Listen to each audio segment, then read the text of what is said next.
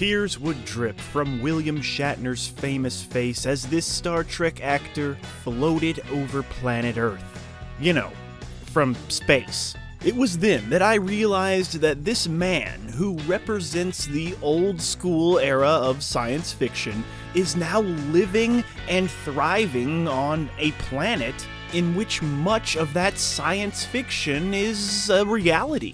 While Shatner was pumping out Star Trek episodes, he was helping to inspire young minds, aka nerds, who went on to try and make the world that they saw on the TV a reality. William Shatner is a link to the past, present, and future, intertwining fictional stories of science with real-life, non-fiction science fiction. Real science. Shatner is proof that sci-fi doesn't necessarily mean impossible. And that's exactly what the man does. The impossible. Whether you've been a fan of his for decades, or you're a person who isn't really familiar with this icon's vast filmography, it's time to look out our airplane window seat to see just what the f*** happened to William Shatner. But to truly understand what the f*** happened to William Shatner, we must begin at the beginning, and the beginning began when he was born on his birthday, 1931, Montreal, Canada. Before he landed the now iconic role of Captain Kirk in the original Star Trek series, he was already a seasoned performer by the time that history-making series came along in 1966, appearing in several films including such classics as Judgment at Nuremberg in 1961, The Intruder in 1962, and Outrage in 1964, as well as such iconic television series as Alfred Hitchcock Presents, The Outer Limits, The Man from U.N.C.L.E., The Fugitive, Gunsmoke, and most notably, a couple of the best Twilight Zone episodes, including the third episode of the 5th season, titled Nightmare at 20,000 Feet, where William Shatner famously sees something, or someone, or I don't know, on the wing of his plane. But, of course, it would be the landmark television series Star Trek that would catapult William Shatner from reliable guest star to chiseled and cherished leading man. And actually, despite how we look at this series now, it wasn't a ratings juggernaut when it first initially aired. Surprisingly enough, Star Trek would last just 3 seasons for some of the most iconic television to ever appear on the television. It was breaking records, breaking ground, breaking social barriers, and breaking hearts. Star Trek, the original series, would ultimately end its television run on June 3rd, 1969. But of course, that would not be the last we would see of Shatner and his crew on the USS Enterprise. After the series Star Trek ended, Shatner could be seen in everything from successful television series such as Mission Impossible, Hawaii Five-0, Barnaby Jones, Mannix, The $6 Million Man, and Kung Fu, among others, while also appearing in the cult Roger Corman film, Big Bad Mama in 1974. But his Captain Kirk days were far from over. In 1973, he would voice the character in the short-lived Star Trek The Animated Series, before making that already iconic role even more legendary by bringing it to the big screen in 1979's Star Trek, The Motion Picture. Even though the series was not a huge ratings hit when it originally aired, the studio that owned the rights, Paramount, hoped to recoup their losses by selling it into syndication.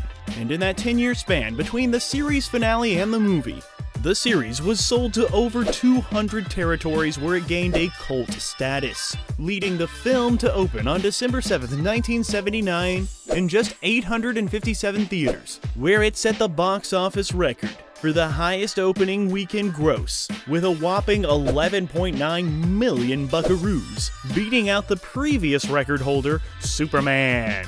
With the success of Star Trek the Motion Picture, William Shatner would appear in the films The Kidnapping of the President in 1980 and The Visiting Hours in 1982, while appearing in an episode of Police Squad, before returning to that iconic role once again in Star Trek II: The Wrath of Khan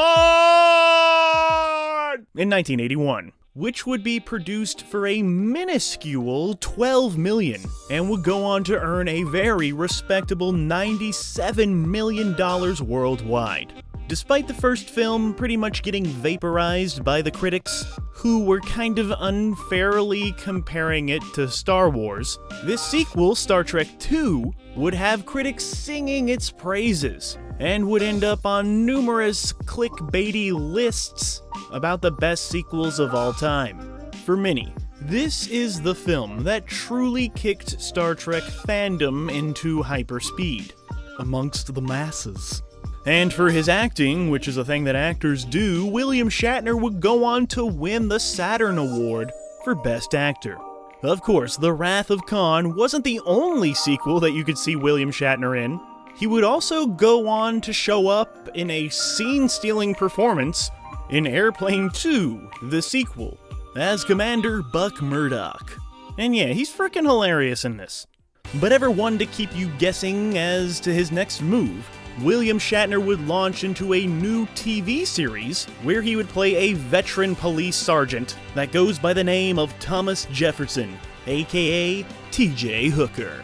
The series, T.J. Hooker, would air for 5 seasons across 2 networks, and would become yet another iconic character in yet another iconic series featured to Shatner's resume.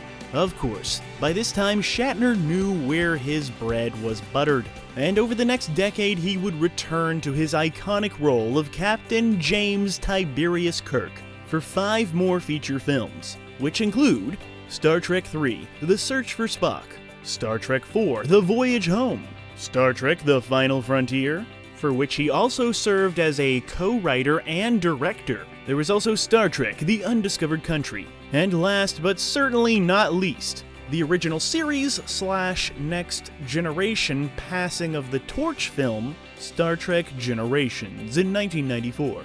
And each of these Star Trek films was produced for a relatively modest budget, considering, what they are, and they were always able to secure solid returns on investment. Making that money. Of course, during this time, William Shatner would also bring his comedic chops to the parody film National Lampoon's Loaded Weapon 1. And if I may, parody films have kind of gone down significantly in quality, since their heyday in the 80s and early 90s. And this one right here, Loaded Weapon 1, is one of the best parody films ever made. It is genuinely funny, and a lot of that is because of a standout performance from Mr. William Shatner, who really gets to ham it up as the big baddie bad in this movie. So now that Shatner was done with Star Trek, what the was William Shatner gonna do now? Well, he would take another turn at being the host for the highly successful true life series, Rescue 911, which would feature reenactments of real-life emergencies that featured the actual 911 audio. From there, William Shatner would appear in everything from The Larry Sanders Show. Who are the evil aliens who were always after you? Romulans, there were some Romulans, saltsuckers.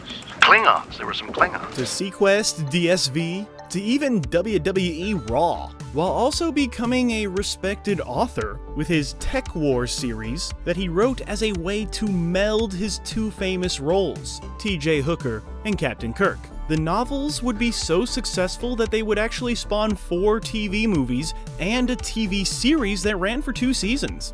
But when William Shatner is at his best is when he's playing up to his larger-than-life personality for the cameras. He had built a reputation as being one of the best guests on game shows in the 1970s and 80s, and through his work as both himself and in character, he had built up an enormous level of respect in the industry that transformed him from merely successful actor into a truly iconic screen presence. Even though rumor has it he can sometimes be a bit of a diva. But you know what? He's allowed to be because he earned it, I guess? I don't know.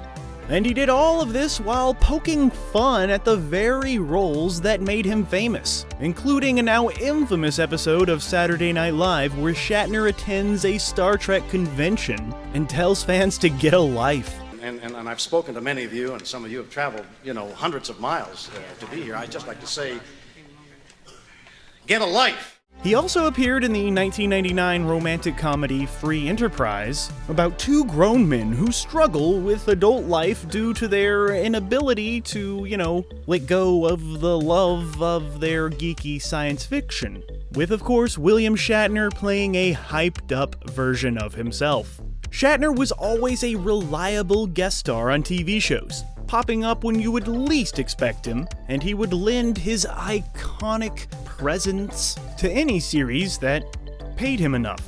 Yet, it would be 1999 when a series came along that was so perfectly suited for a William Shatner guest spot. I think you're swell, sir. He thinks I'm swell. Well, thank you, Sparky. Let's have some fun. When he played the big giant head in 5 episodes of Third Rock from the Sun. And it's here where William Shatner finally would land his first ever Emmy nomination for Outstanding Guest Actor in a Comedy Series. The role was absolutely perfect for Shatner, as it would perfectly combine his science fiction background with his natural comedic ability. He would follow that award-nominated turn by garnering another rather unexpected award nomination, when in the year 2000, at the age of 69 years old, he would receive a Teen Choice Award nomination for his absolutely wonderful and hilarious series of Priceline commercials. Like, seriously, William Shatner, he's one of the best pitchmen out there.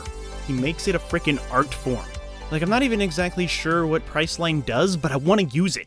William Shatner was not done proving to the world that he was more than you expected when he landed a reoccurring gig on the hit series The Practice. And it's here he would win the Emmy for Outstanding Guest Actor in a drama series, before going on to star in a spin-off series called Boston Legal that would run for 5 successful seasons, landing him 5 consecutive Emmy nominations for Outstanding Supporting Actor in a drama series, including 1 win. It was always interesting when you would see Shatner pop up on the screen, whether it was playing a beauty pageant host in the hilarious Miss Congeniality films, to voicing the mayor in Osmosis Jones. He also showed up in a sequel that nobody asked for, American Psycho 2. But you know what? He's always best when he's playing a version of himself, whether it be in that Eddie Murphy, Robert De Niro team-up comedy Showtime, or in Dodgeball, a true underdog story. He would even step behind the camera for the 2002 sci-fi film Groom Lake. On TV, William Shatner would be the roastee for the 2006 Comedy Central roast of William Shatner. And it was frickin' hilarious, and because it was so frickin' hilarious, the roastee became the roaster when William Shatner joined the roast of Charlie Sheen, and it was during this time that he seemingly found the perfect fit for his unique persona in a TV show called Shit My Dad Says, which sadly only ran for 18 episodes before being canceled. By the 2010s, Shatner seemed to understand that it was him that everybody loved, his real-life persona. His personality was one stars and audiences alike just adored. He would continue to appear as himself on several shows, including the NBC series Better Late Than Never, opposite fellow icons. The series only ran for 2 seasons, but it was a showcase for his eccentric, iconic personality. And it made us fall in love with him even more, if that was even possible. But like I said, he does the impossible. The man is science fiction, even when it's stuff like this. And then there was one show that everybody expected William Shatner to show up in. And he did. He would appear opposite the nerds of The Big Bang Theory. But everybody had to wait till the 12th and final season. Even though William's presence on the big screen may have fallen off a bit, the guy is 92 frickin' years old, and he still managed to pop out a romantic comedy film in 2021 called Senior Moment and his iconic voice could be heard in such projects as Escape from Planet Earth, To Your Last Death in 2019, Batman vs. Two-Face, where he voiced Harvey Dent, Two-Face, and the 2022 film Fireheart. But as you know, most impressive of all, the man who boldly went where no man has gone before in TV and movies finally went there when William Shatner became the oldest living person to ever travel to outer space. When he was a passenger on the Blue Origin space shuttle on October 13th, 2021. And as you know, this dude was the perfect candidate to have such an experience. It kind of felt like we were all up there with him. Like we were all old people in space.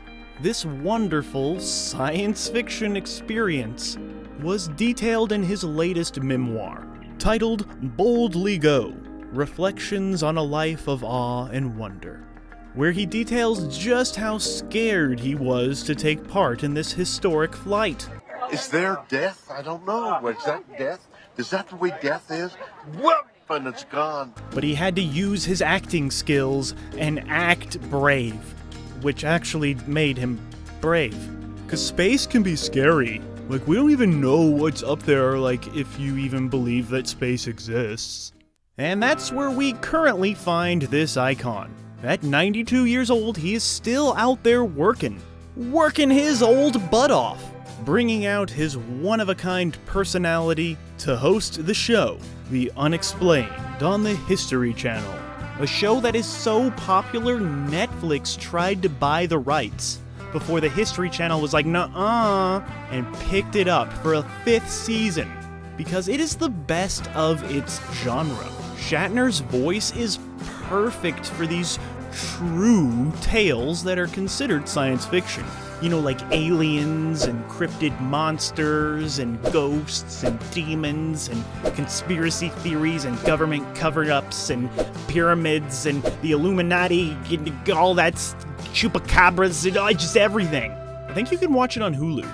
You may have also recently seen him on primetime television as the host of the fairly silly, but ultimately pretty entertaining Stars on Mars, where the contestants took to calling him Shatty Daddy. And no, we have not forgot about the man's musical achievements. His iconic voice also gave our ears some songs. He used his comedic, suspenseful, entertaining speech pattern to bring to life many iconic cover songs. I'm too sexy for my shirt. Too sexy for my shirt. So sexy, it hurts. Like when he covered Elton John's Rocket Man. No, I'm a rocket man. Musician William Shatner has 11 albums, including 2018's Shatner Claus, the Christmas album. But sadly, that beautiful voice wasn't enough to get him out of the first round of The Masked Singer, where he appeared as The Knight in 2022. William Shatner was put here on this planet Earth for one purpose: to entertain us all. And it's something he has done successfully for over 70 years, with no signs of slowing down.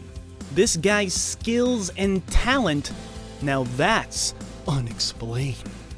So yeah, nobody out there should give a fuck about what the fuck happened to William Shatner, because he always is, always has been, and always will be doing just fine.